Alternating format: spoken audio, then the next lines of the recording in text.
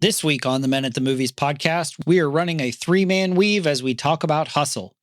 In order to become men who can mentor others, we must first receive affirmation of who we are. But it's difficult to trust the mentor because so many uninitiated men manipulate and abuse their power. And even though the only way to improve is through adversity, we find that when we engage and risk in what we believe in, even the setbacks are part of the best time of our lives. Never back down, and let's discover God's truth in this movie. The movies and stories we love are gateways to see ourselves and God in new ways.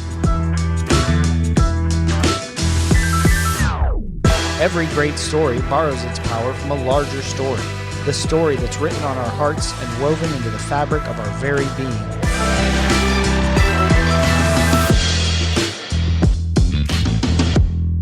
Hello and welcome to the Men at the Movies podcast. My name is Paul McDonald, and joining me across the room on both couch and chair is my son, Brendan. Hey, Brendan, what's up? How's it going?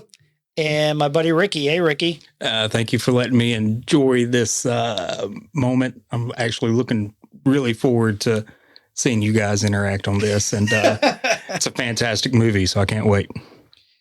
So just to set this up, the reason that we're doing a trilogy, this three-pack, what would you call it? The Three Amigos. Trinity? I don't know. We're bringing, well, that feels some sort of sacrilegious. So the reason we're doing this here, well, one, it's in my studio office basement type area, but Brendan texted me probably about 2 days after Hustle came out and said, "This movie's awesome. You've got to see it. It'll be great for your podcast." And I said, "All right, well, do you want to come on the podcast and talk about it?" And he said, "Sure, why not?" And then about 5 minutes later, Ricky calls me or texts me and says, "I call dibs on Hustle." Yeah, I think I was probably about halfway through the movie, and I was just like, "Oh my God, I got to be at this." Yep, I call it now. And so I was like, well, unfortunately, it's already been called, but you guys know each other. You guys hang out. We've been hanging out for years now. So like we can see what happens when we get this triangle offense going. See, basketball reference there. Well done. The first time, I mean, we haven't had Ricky or Brendan on the podcast in a while, but the last time we had Brendan on, we talked about Creed, which is a great episode. And he was getting ready to go off to college for his freshman year. And one of the things what we talked about was how he hoped to find his identity, to discover who he was in his time at East Carolina. Go Pirates, right? Roll Pirates. Roll Pirates, right? My bad. I was in Clemson last weekend with my purple East Carolina shirt on, and I got a lot of weird looks.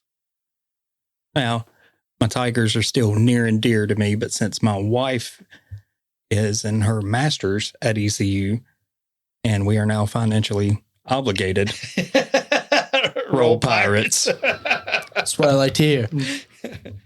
So we're actually, and Brendan, because he texted me and it was a long time because he's had a super busy summer. So Brendan, I wanted to ask you before we start digging into the movie. Last year, about this time, we recorded a podcast, and you said, "I want to figure out my identity. I want to find out who I am." So, my follow-up question for you: how's that gone? How's that been for you? I think it's going pretty good. I found like the friend group that I want to be around, the people I want to be around. Of course, joining the fraternity was, in my mind, it was a great idea. Well, and that's a great point because when you throw out joining a fraternity, this was a much more challenging process for you, I think, than when you went into it than when you thought it. And I don't mean from hazing or anything, but I think you had some questions. Like we had a conversation about when with the first fraternity you were looking at, and you were like, not sure basically who I'm becoming. Right. So with the first fraternity, I just felt like I was changing into a person I didn't really want to be. And with the second fraternity, I'm glad they gave me the chance to have 2 rush classes, second spring semester. And so when I was joining them, getting to know them, it just felt like I was home. They had a great mentality for everything that they wanted to do. And me trying to get my doctorate in physical therapy, a lot of them are pre-med or on the way to do pre-med. So some serious students. Yep. And academic GPA is higher than all of the other fraternities. Like we have to have a 2.75, I think it is. So. Yeah. And how'd school, the actual academic portion of the year, go for you? Well, the first semester was pretty good. And then second semester I struggled a little bit, but we're still above that 2.75. Because I think and I can't remember if we talked about it on the podcast before, but part of figuring out who you are is figuring out who you're not. So when you're looking at last year as that process, what sort of clarity have you found into who you're becoming, who you are, or who you're not? Like the things that interest you versus things that don't interest you. Why do you care? What do you love about being a part of Delta Tau Delta? I like being a part of them because, I mean, everything that we do together is just fun. And like we had a big philanthropy, which is like raising money and like this and that. So we had like Peltadelt where you get like shaving cream to the face or eggs to the back, water balloons, like this and that. And it just was like everybody was together and it didn't really feel like there was drama, I guess. It just felt like it felt the easiest for me. Gotcha. Well, and this upcoming year, you're part of the like recruitment. I'm a part of Brotherhood and the social committee. What are you going to be doing with them? So Brotherhood, I plan Brotherhood events. So like bowling, paintball, stuff like that. And then on the social committee, I will help with parties, designing, setup, all of that. The reason that we're talking about this, and even as he's talking, we're seeing overlaps with, in the movie as Bo is training. And if you haven't seen Hustle on Netflix, you absolutely should. It's fantastic. You see these guys, especially somebody like Bo, who's going through the initiation. He's pursuing what he wants to do. We're going to be playing one of my favorite clips of the movie here, talking about that, where he has to decide whether or not basically he's going to give up when times get tough. But I think that you touched on a spot that it's going to get, there's going to be tough spots, and you've got to keep your joy. You've got to get guys around you. You've got to engage. And that's what we see in this movie as Bo is trying to pursue getting into the draft, or even getting into the combine. He's engaging the community. He's creating that sense of brotherhood, and he's finding it. And it's really his biggest challenges come up with people who he doesn't find that with the conflict and with the, as you said, the drama. And thankfully through his process, he's got sort of a guiding hand to help him navigate through it, to prepare him for what's coming ahead. I think not one of my favorite scenes, but the one that sucked me in is whenever Stanley was supposed to go look at this basketball player, and he's talking to one of the assistant coaches, and he's like, "Oh yeah, he's still injured. He's not playing." And he's like, "Then why am I even here?" "Oh, you can talk to the coach." Well, what's the coach going to tell me that I haven't seen on film? Right. So he's like, "Let me go. Is there a place I can go shoot some ball?" And he comes up on this 3-on-3, 4-on-4 game, and there's a guy out there in work boots. Right. And he's just balling out, and he's just like, dude's insane. And, you fast forward 2 minutes, and he's playing one-on-one with this guy, and he's like, if you can hit the rim, I'll give you the money back. And he makes him look stupid, and it's just great. And that was enough for Stanley to be like, I need this guy. And he turns into a mentor almost immediately, just to try to get this guy to the next step, because he could see something in him that Bo didn't see in himself. So Adam Sandler plays Stanley Sugarman, who's a scout for the Philadelphia 76ers, all you basketball fans out there.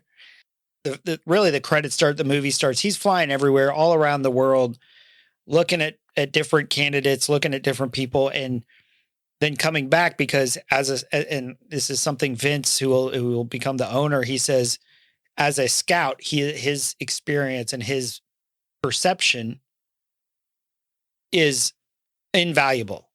Like, he's a good coach, but he's an awesome scout. And when you look at what the difference is, I think a scout identifies potential. And Stanley was really good at that.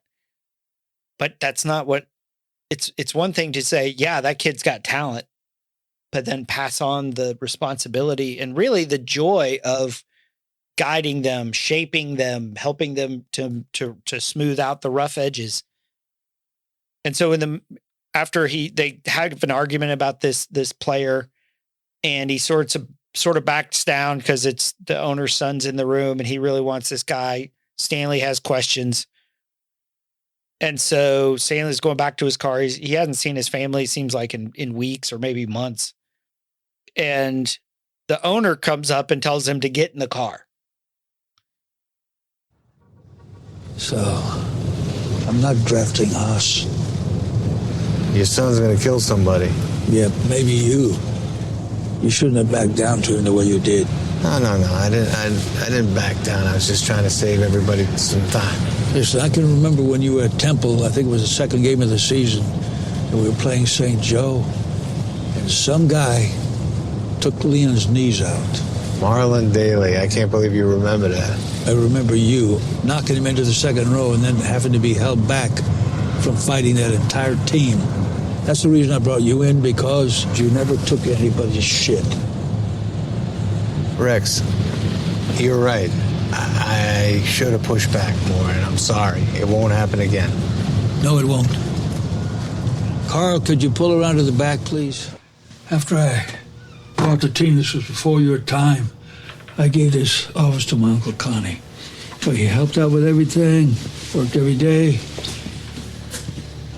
Sorry I didn't make it happen for you sooner. I know it's not on the bench, but it's behind the bench. So what do you think? I can't believe you made your uncle work in this closet. Thank you. Feels like I've been waiting my whole life to become a coach. Come here.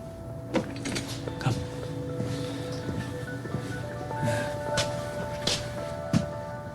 Never back down.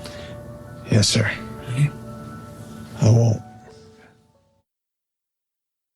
And so our conversation for the next 75 minutes or so, we got to keep it shorter than the movie, is going to revolve around this idea of being a mentor. And I think that the difference between a mentor, between a coach and a scout, and also being initiated. Because in this scene, Stanley is the one being initiated. Stanley is the one who has a mentor in Rex, the father, the owner of the Sixers, who believes in him, gave him the opportunity to coach. And what he just said, I felt all my life, I've been waiting for this opportunity. Yeah, I love the fact that Stanley, when they were going back and forth, Rex said, "I'm sorry I couldn't do this for you sooner." It never really tells us how long he's been on the road. It implies it a few scenes later whenever he's talking to Vince, but you could tell that it was a longing that the owner wanted to give him, because he knew what his worth was and that he could do that, but his training wasn't done quite yet.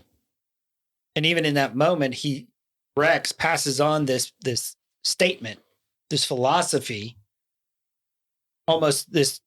It goes back to, I saw you play in college, and what impressed me was you stood up for your teammates. You knocked the guy who knocked out your friend.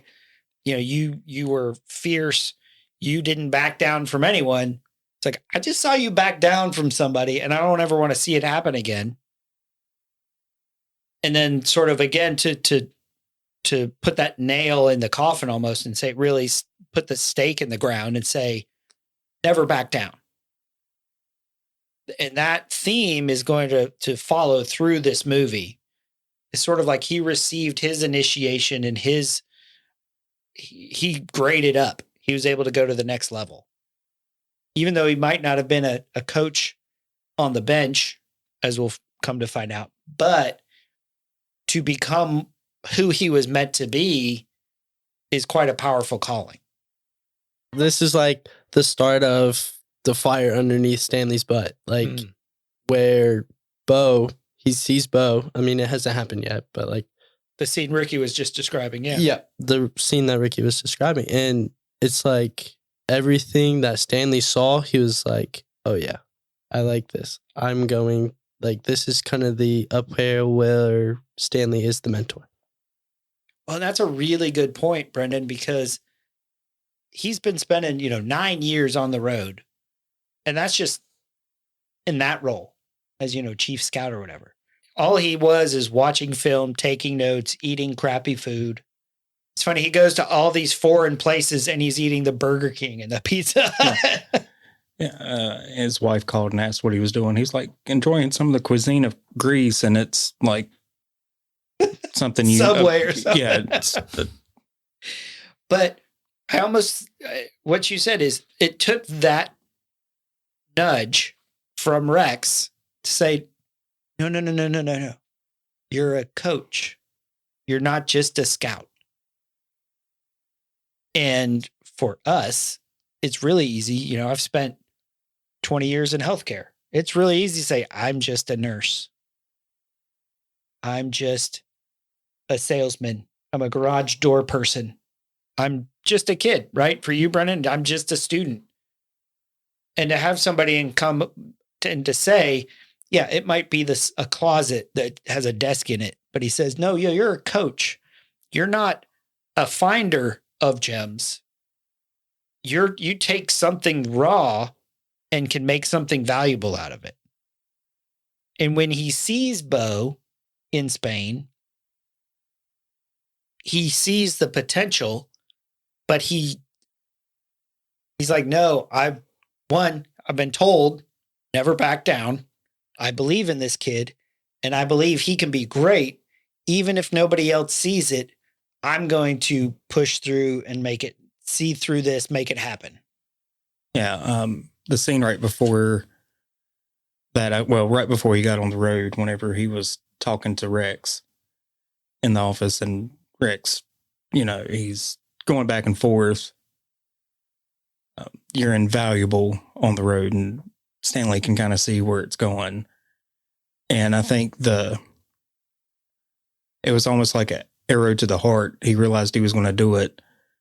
But while Vince was trying to convince him it was the best thing, Vince is looking out of his high rise, looking out the window, doesn't even give him the common courtesy to look him at him in the eye. And he's like, do this for me. Find me the one guy. Because the guy that I wanted, the one that you told me no, I drafted him. He screwed sucks. that up. Yeah. Made a mistake. I've dropped the ball on this one. So now I need you to go find me somebody to cover my ass. Right. And then I'll put you back on the bench. But he's looking out the window. He's not even making a real deal for him. He's just assuming, he's going to find some guy I can put out there, and then I'm going to make him go find another guy and another guy and another guy. And, just that setback with, God put it on his heart. I'm going to be a coach. I'm going to be a coach. I'm not going to be the finder of the gems. I'm going to be the polisher of the gems. And not to talk about his other movie, Uncut Gems. Hey, I watched this movie and I told my wife, I was like, I do not want to see another Adam Sandler comedy again.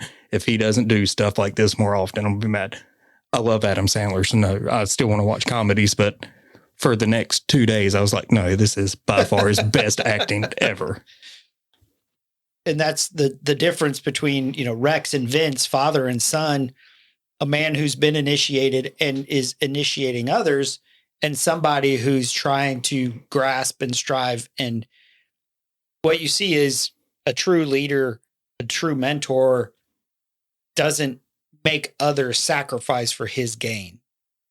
And that's what you see with Vince. And that's what I think we've all experienced that at some point, where somebody's asking us to do something and sacrifice. And it could be hours. Hey, put in some more hours and you'll get a promotion, right? Or do this and then you'll get this.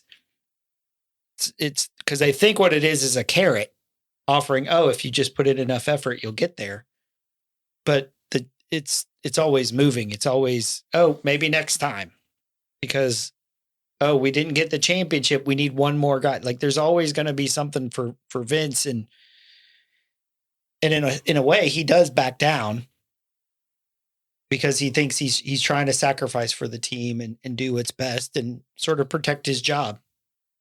When he went home that night and he was talking to his wife, it was heartbreaking because he said, there's only one man that knew what I was capable of, and he's dead now. And that can be hard for us. I mean, that is, if the person, and it could be a father, it could be a teacher, it could be a mentor, it could be any one of a number of people that we've lost. So many times we feel invisible. We feel like we're fighting it on our own. But we know that, as we've talked about from Hebrews, it talks about Jesus being our great high priest, and he represents us because he's been through everything. And Hagar, back in the Old Testament, and she was Abraham's concubine before Isaac. And not to go into a huge long story, but Hagar was she was Sarah's servant. So Abraham and Sarah were married, and God had promised them a son, and it had been years and there hadn't been a son. And they're like in their 70s, 80s, maybe 90s by this point. I can't remember the exact chronology of this thing. But Sarah gets desperate. She's like, well, why don't you have sex with my servant? See if she can have a son, and maybe this will be the son of the process. This will be the son of the promise. Spoiler alert, he's not. Ishmael is not the son of the promise. When Isaac is born, it becomes, as you mentioned earlier, Brendan, it becomes full of drama and conflict. So Sarah and Abraham send Hagar away. And so Hagar's out there, she's dying, but she calls God the one who sees me. Here she is. She's done what she's been told to do. It doesn't say if Hagar wanted to have sex with Abraham. We're not going to get into that weird scenario, but this idea that at that moment where she feels abandoned, rejected, isolated, and invisible, she calls God the one who sees me. And that's where I think Stanley is. I mean, obviously he's not calling to God in this because we're not over spiritualizing that much. But he's sent out as a scout. He sees this kid. He believes in him. He's got his friend Leon, who's there supporting him, encouraging him.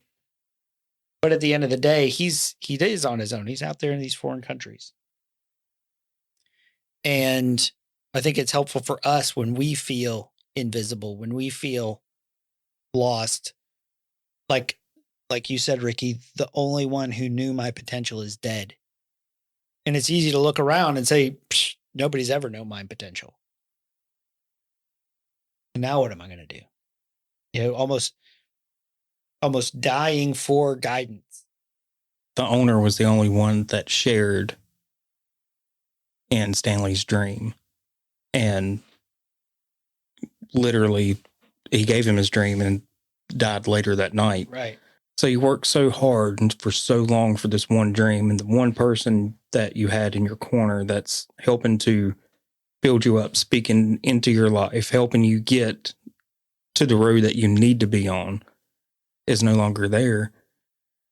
But it's okay. You're on the road. You're going that way. And then 3 months later, it's ripped out. And you don't know. You pretty much know that Vince isn't going to put him back on that road because, hey, this guy can find talent that nobody knows about. I've got to have that in my back pocket. I'm not going to let him go back to the bench. And I think that Stanley knew that. Right. So if you don't have anybody fighting with you, at times it's hard to fight for yourself. Yeah. Well, it reminds me of Gladiator, where you've got Marcus Aurelius in the very beginning, and he bestowed sort of his initiation and his sonship or his fatherhood to, he looked at Russell Crowe's character, Maximus. He looked at Maximus as if he were his son. But Commodus was rejected. Commodus didn't have what it took. He didn't have whatever it was that you needed to be successful in that role. And it felt very similar here, where Stanley understands basketball and he knows it, but then the father figure dies and the other son takes over and basically runs the ship into the ground. So Stanley finds Bo. He's so excited. He tells his boss, Vince, he's like, I found the guy you wanted. And they said, no, we're good. You know, there's issues, whatever. And I mean, again, going back to that idea of, you told me to go find the guy. I did it. And you're not listening. You said I was invaluable as a scout. I'm telling you, this kid's the real deal, but you're not listening. And so Stanley takes him on his own. He flies him back to Philly. He's working out with him.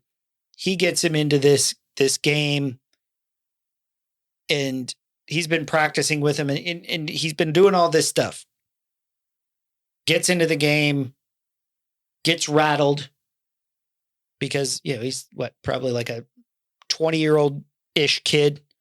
So he gets rattled. Is really good. He played against Kermit, who's actually Anthony Edwards.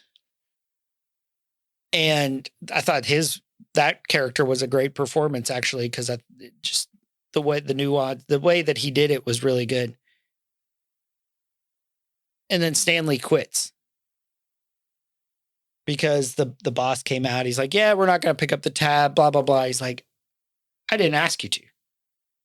It's like, I did this on my own. Don't be some magnanimous jerk and act like you're doing me some sort of favor.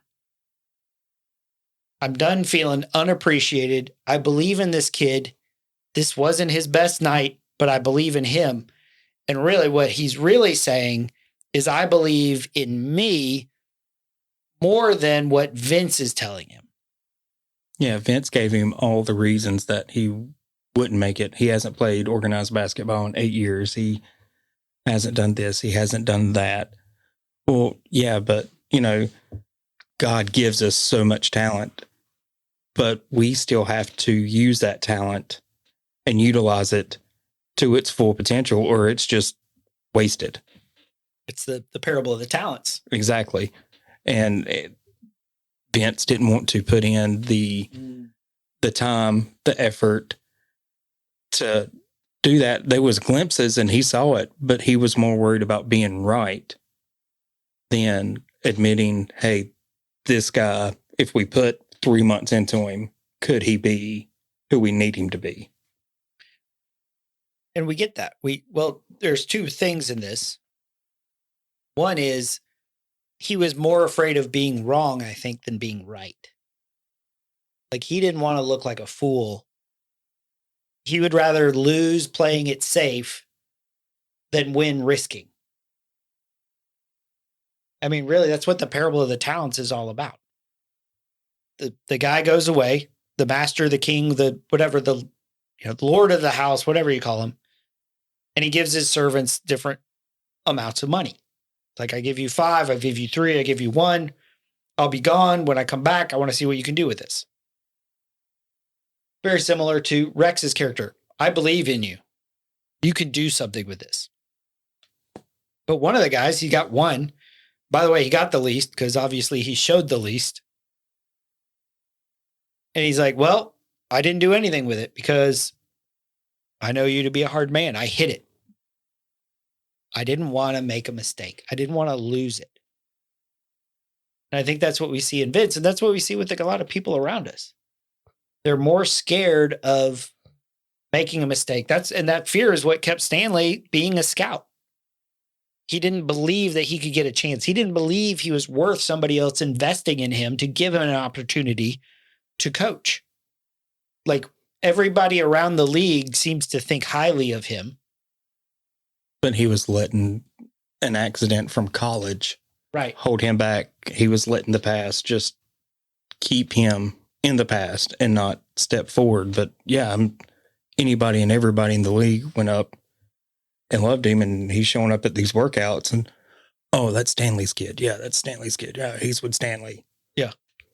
Well, I think it's funny how we see each movie in different perspectives, because from what I'm hearing is you saw it from Stanley's perspective. I saw it from Bo's perspective.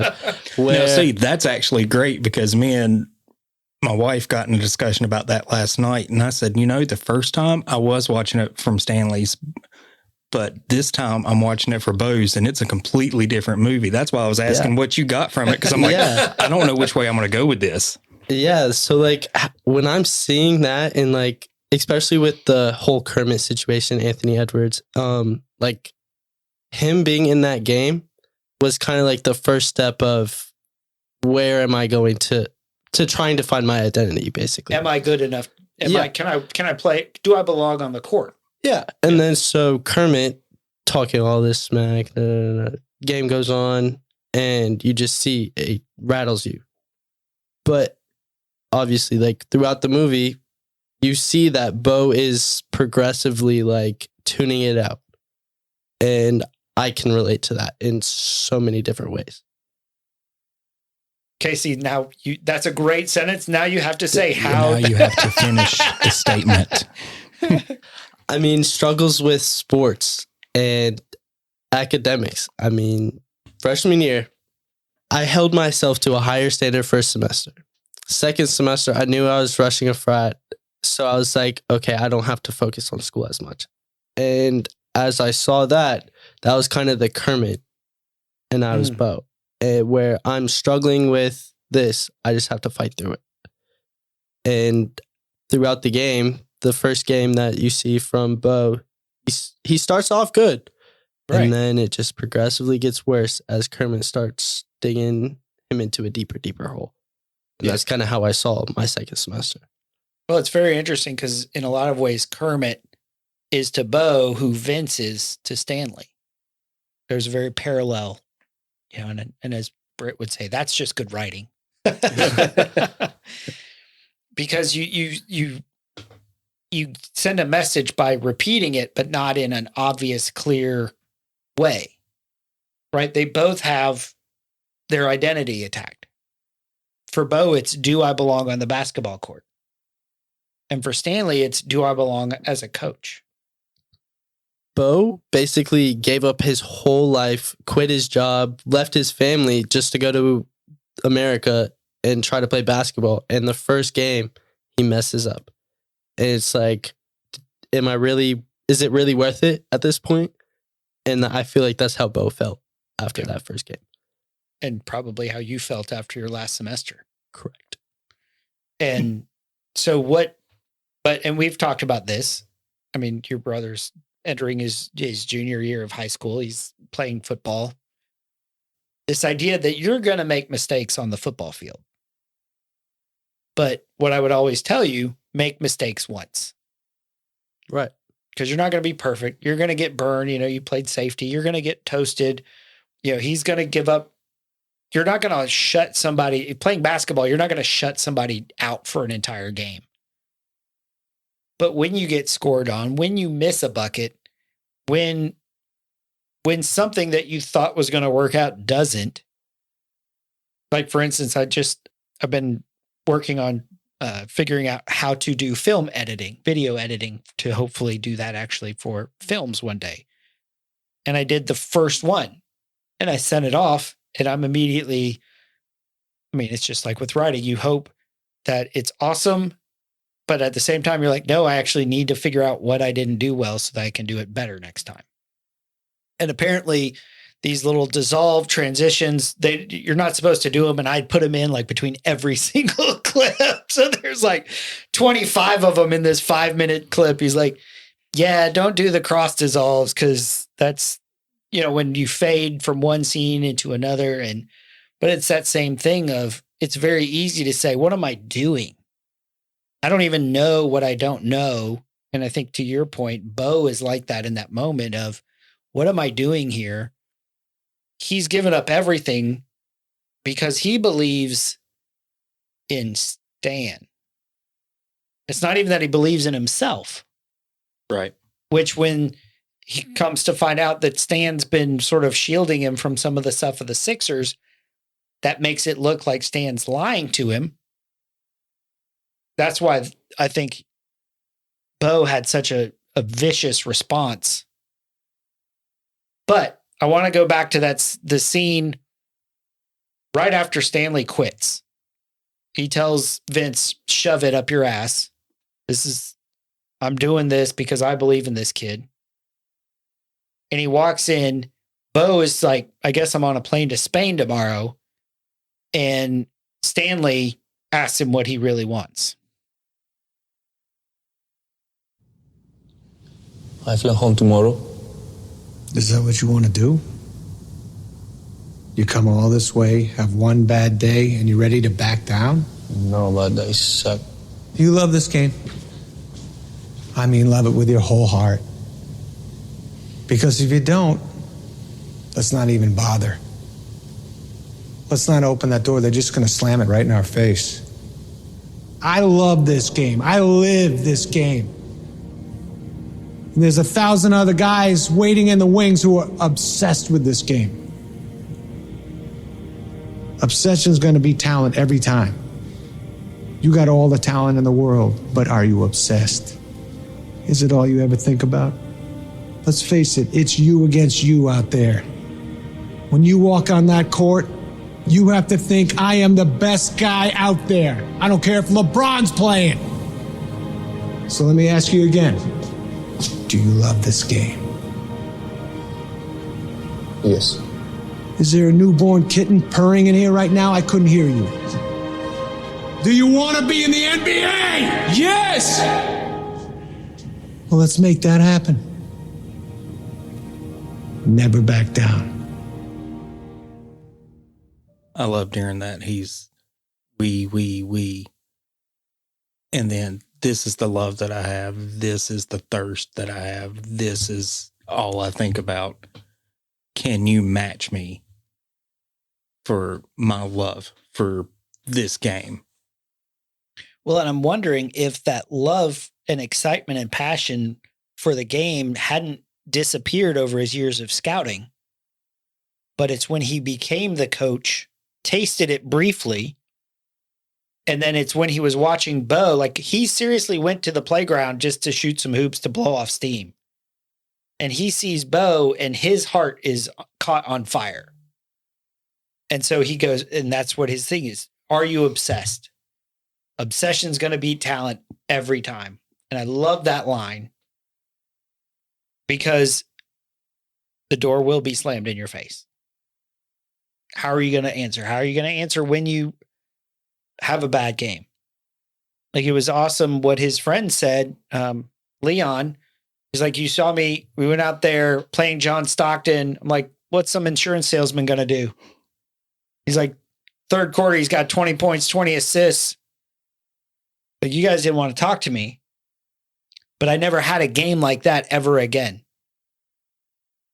That idea, make mistakes once, learn from it. Don't let it keep you down. It's like, and even we had the discussion about your last semester. Okay, you learned some stuff. Make it your worst semester. If this is your worst semester, you'll be fine.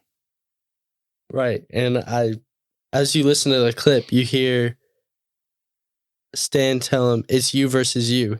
And again, I relate to it. It's like that spoke deeply to me because when, senior year, I had COVID, all that, football in the spring is just really weird.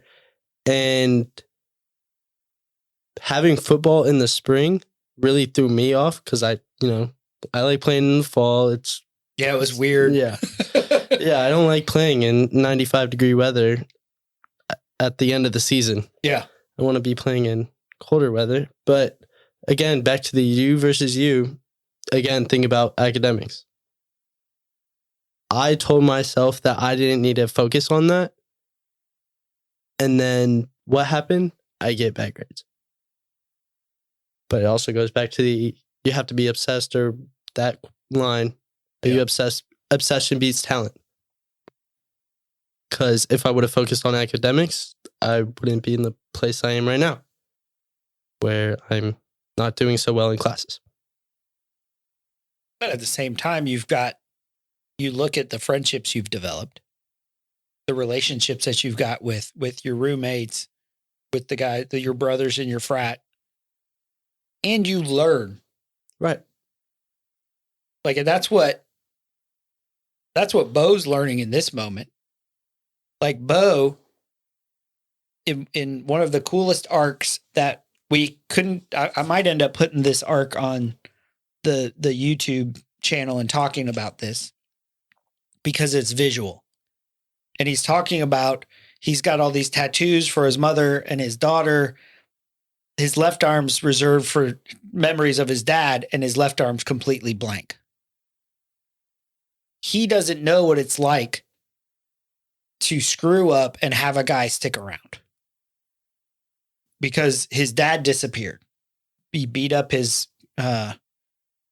girlfriend's boyfriend, his baby's mama's boyfriend, and basically was like banned from flying. And they had that's like the big thing of, hey, you screw up once, you're heading back to you're heading back to Spain. You will never come into the US again.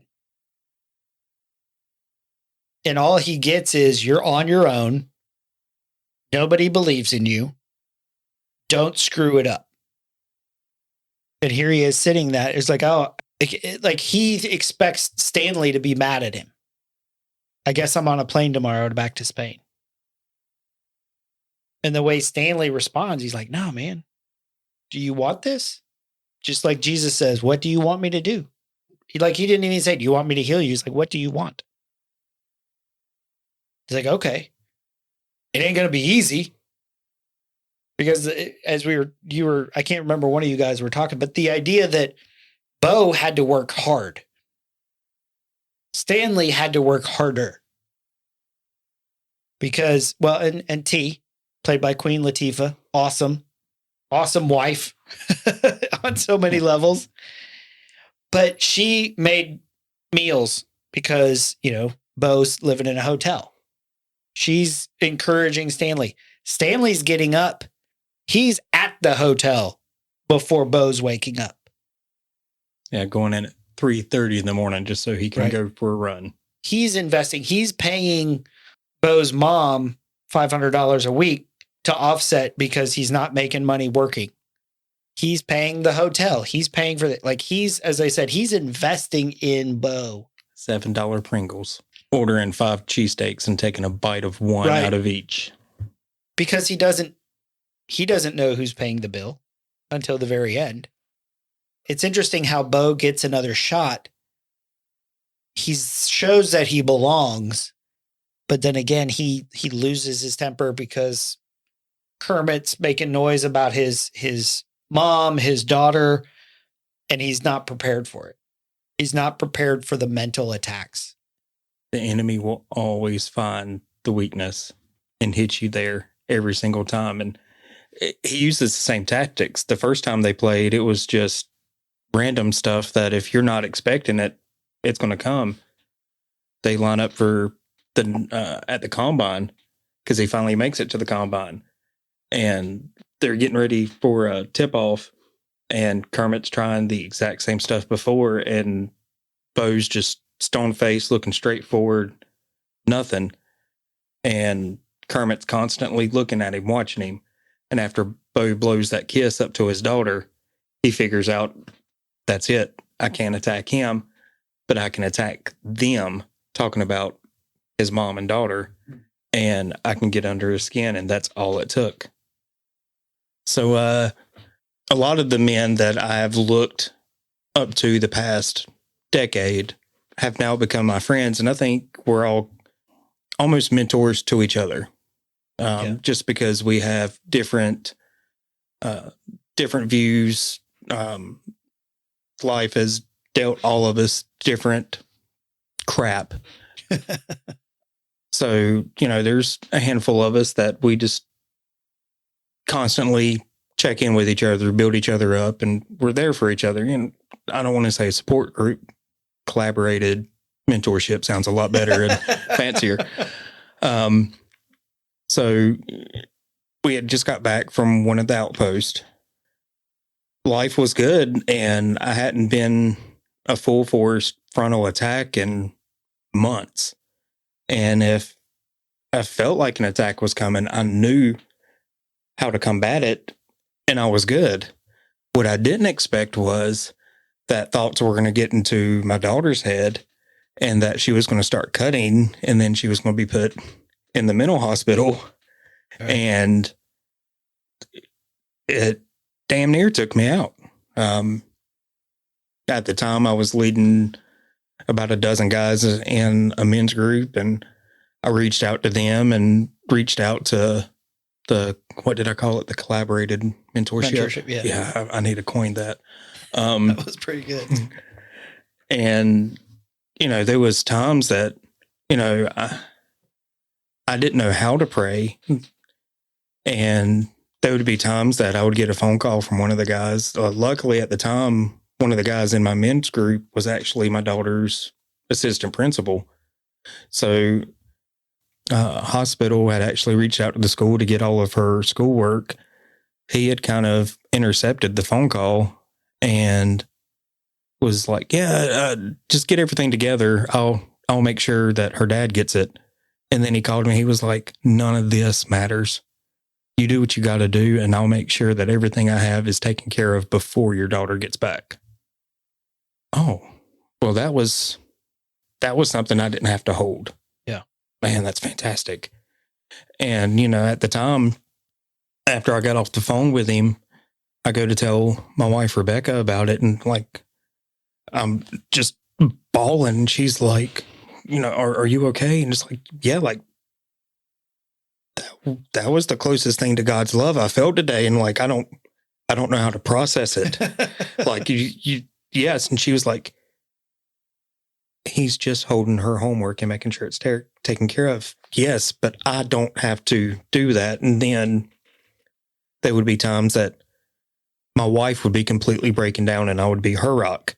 And then completely vice versa. I'd be a blubbering mess and she would be my rock. And then, one of you guys would reach out, or the guys from my men's group would reach out, and it was just what I needed then. And, I'd love to say that everything's all hunky dory, but anybody with teenagers realizes that battle is not over till, actually I can't speak for the end of it because she's still 18. So, I guess I'm in that.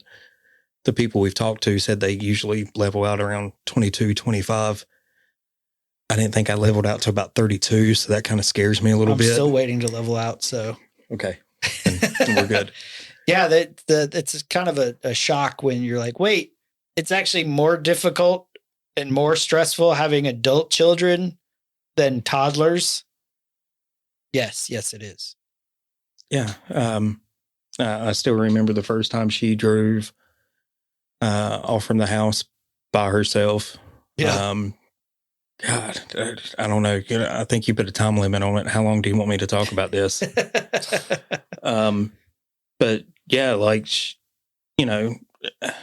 at night when she comes home late, not past curfew, but just late, my wife has to get up at 5 a.m, and I usually sleep late because I can.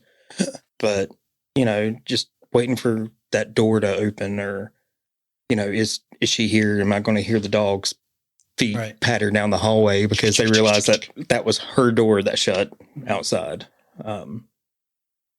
The realization that you never stop worrying for your kids. We have the Life 360 app, so you can, and it ties into their phones. When Brendan went to college, I was like, I don't need to know where he is. I don't want to know where he is at 3 o'clock in the morning. It's like, I just zoomed in on just the people who were in Charlotte. At 3 a.m., I was in my room sleeping Not always. every night. As far as you know. Correct. My phone might have been in my room sleeping. But I will say my prayer life since she's become a teenager has got a lot better. Me and God talk a lot more frequently. Well, you just come to realize how little control you actually have. Yeah. Well, I think we've talked about that one-on-one a lot. Right. About as like at what point do we realize that we no longer make their decisions for them? Yeah. And how we still take fault for their decisions. Because if we would have done something different, they wouldn't have made that decision. Well, that's what you see with Stanley in that last game. Not the last game, but the game we just referenced. He sees Bo's demeanor shift. He knows Kermit's getting under his skin. And he wants desperately to get him out of there because he knows. Take him out. Take him out. Take him out. Yeah. But he can't. Even the coach is like, we got this. He's like, you don't. And as fathers and as mentors, because there's guys that we have walked with that we're like, no, you're going off the rails, man. And there's relationships that we have that, or we had, that aren't there anymore for no other reason than I don't know what happened, but that dude isn't around anymore. You know, for me, I think of this guy. This podcast was actually a dream child of me and another friend of mine. And he just vanished. And there's still days that I'm just like, man, I miss that dude. I don't know what happened. I apologize for whatever I did, but he just disappeared. And those are the guys, and that's what happens. You see him, you're like, you're going to bad places, but you can't control the other person. You know, Bo couldn't control what Kermit did, what he said, but he could control how he responded to it. Because not every game is going to be, 9 for 10 with 5 threes. You're going to have some 2 for 22 clunkers. I mean, Steph Curry just went 0, not just, but in the finals, he went 0 for 3-pointers for the first time ever in a playoff game. It's going to happen. The opposition's going to happen. Stuff's going to happen. And it goes back to you against you. What voice are you going to listen to? Is Bo going to listen to Kermit? Is he going to listen to the coaches? Is he going to listen to the guys on Sports Center saying that he's a hothead? He can't be trusted. Great jumper, but a loose cannon. Or is he going to keep listening to Stan? And so the last clip we're going to play as they're going to the airport after the combine, and they don't know what's going to happen. They think it's it's over. And so they're driving to the airport. They couldn't get them on the same plane, which we find out is going to be a blessing. But this very short conversation just, I think, sums it up really well. Sorry I couldn't get you guys all on the same flight. He's fine. So, if Sixers weren't paying, who was paying? Me and T. I so much minibar. On top of the porn addiction, yes. I'm gonna pay you back. What? No. Coaching you? This is the best month of my life. And he can say that at that moment where he doesn't have an offer by a team. He probably not going to be in the draft. But at that moment, when it looks like he failed, he says coaching was the best month of my life. I was like, this should be a chapter in Love Does by Bob Goff, like 100%.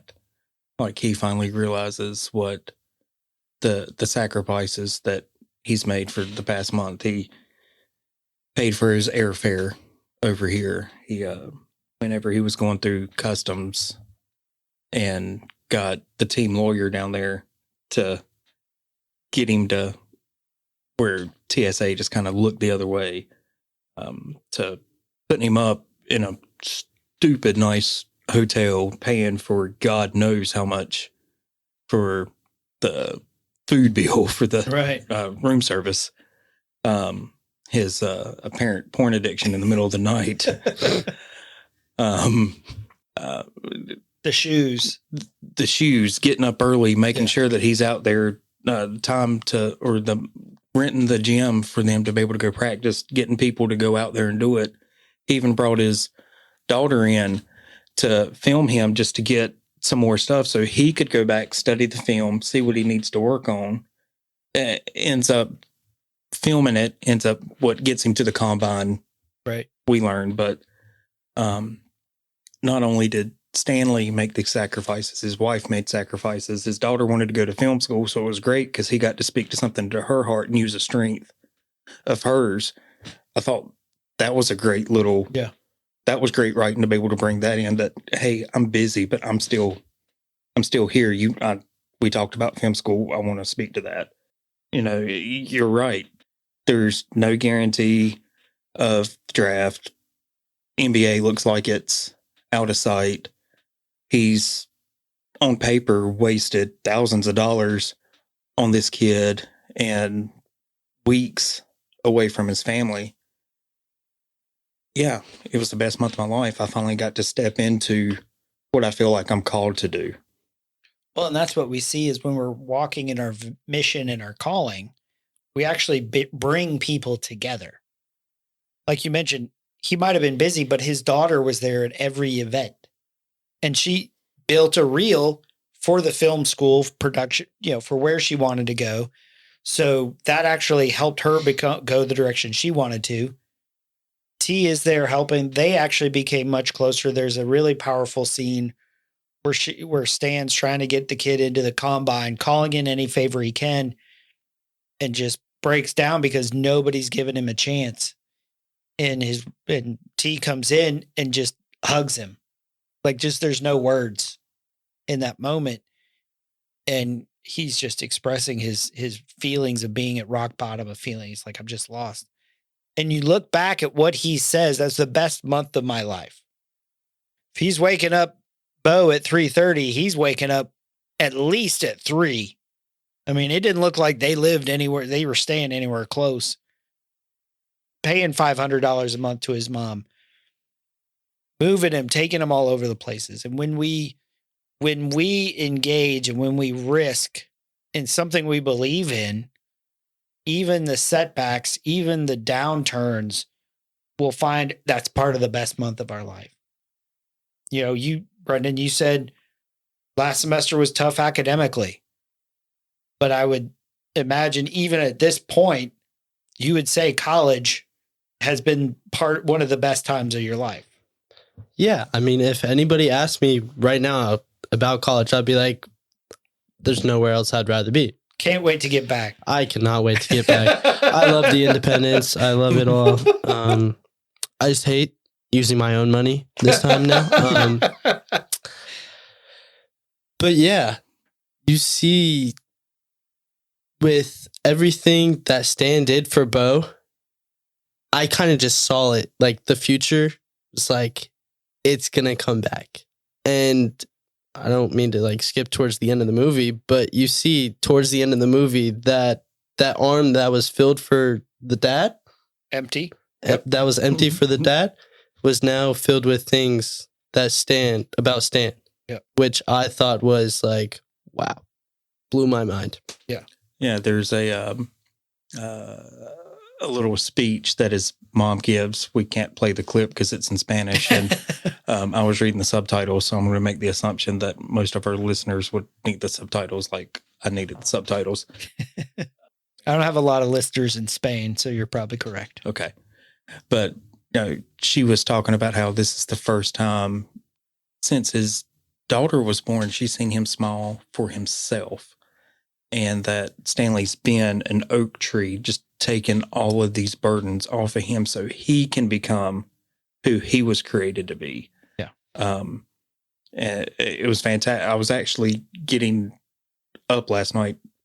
Becca, when I was watching the movie, Becca had made me some ice cream. So I was actually taking the bowl back, and I was like, I remember the talk, but I don't remember what she said. So I just stopped, and I'm in front of the TV, and she's like, "They're going to put that up?" It's like, no, like, this is really good. Like, wow. Like, that's a great wake up call from your mom, like from a loving place. Just like, hey, do you realize everything that was done for you and how happy you are, and that how close you are to being who you were created to be, who you should be. Yeah. So I agree, the oak tree and then never back down.